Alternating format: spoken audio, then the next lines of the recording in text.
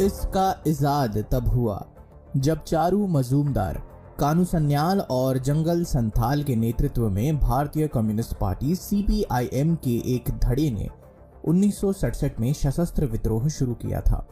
18 मई 1967 सिलीगुड़ी किसान सभा, जिसमें अध्यक्ष जंगल संथाल की रजामंदी मिली, कानू सन्याल द्वारा शुरू किए गए आंदोलन के समर्थन के लिए और भूमिहीनों को भूमि के पुनर्वितरण के लिए सशस्त्र संघर्ष को अपनाने के लिए उनकी तत्परता की घोषणा की। अगले हफ्ते नक्सलबाड़ी गांव के पास एक बटाईदार ने एक जमीनी विवाद को लेकर मकान मालिक के लोगों पर हमला किया।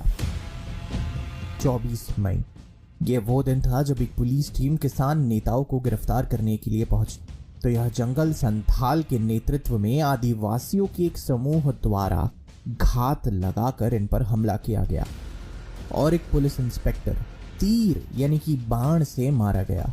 इस घटना ने कई संथाल आदिवासियों और अन्य गरीब लोगों को आंदोलन में शामिल होने और स्थानीय जमींदारों पर हमला शुरू करने के लिए प्रोत्साहित किया।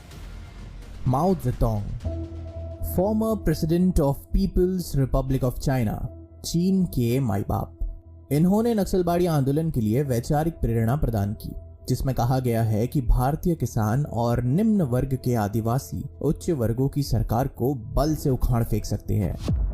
बड़ी संख्या में शहरी कुलीन वर्ग भी विचारधारा के प्रति आकर्षित हुए, जो चारू मजूमदार के लेखन के माध्यम से फैले।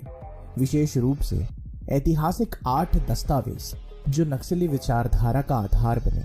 ये दस्तावेज कम्युनिस्ट नेताओं और सिद्धांतकारों जैसे माओ ज़ेडोंग, कार्ल मार्क्स और व्लादिमीर लेनिन की राय से बने थे।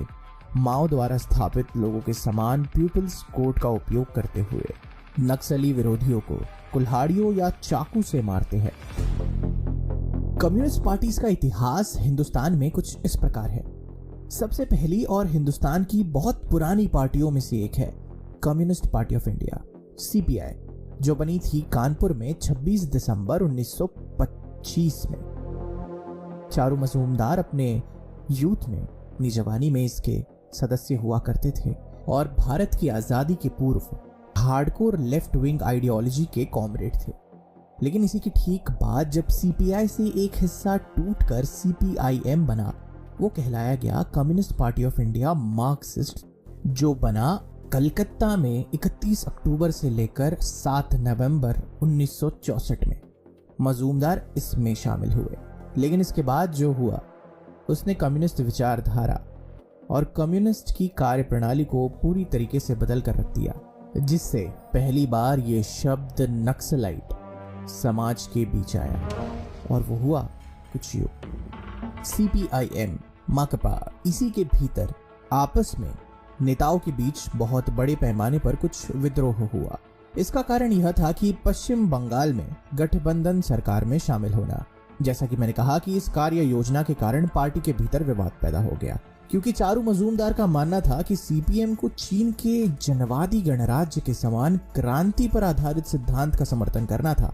भूमि मंत्री हरे कृष्ण कोनार जैसे नेता हाल ही में क्रांतिकारी बयानबाजी को छेड़े हुए थे, यह सुझाव देते हुए कि भूमि का आतंकवादी जब्ती पार्टी के कार्यक्रम के लिए अभिन्न था। हालांकि अब वे सत्ता में थे, माकपा को यह मंजूर नहीं था। बहुत ही अनबन हो रही थी, पार्टी के भीतर ही लोगों के मत बदल रहे थे। पार्टी कार्यकर्ताओं की कार्यशैली में कुछ अंतर देखा जा रहा था, क्योंकि कुछ नेता कुछ और अलाप रहे थे और कुछ और। यहाँ तक कि कलकत्ता में कुछ पार्टी कॉमरेड्स को निकाला भी गया, क्योंकि अब CPIM का कहना था कि वो अहिंसात्मक तरीके से अपने पार्टी को चलाना चाहते हैं, सरकार में अपनी जगह और अपनी पहचान बनाकर। मगर चारू मजूमदार जैसे नेता, जिनको साथ मिला जंगल संथाल जैसे अध्यक्ष और कानू सन्याल जैसे कॉमरेड का, इनका उद्देश्य, इनका ध्येय सिर्फ एक ही था, रैडिकल मिलिटेंट एक्शन फोर्स, क्रांति। 22 अप्रैल 1969 को लेनिन के जन्मदिन पर AICCCR, all India coordination committee of communist revolutionaries ने जन्म दिया। CPIM से टूटकर एक नई पार्टी का, जो कहलाई communist party of India Marxist Leninist, CPIML। A militant operative organisation, हथियारों से क्रांति।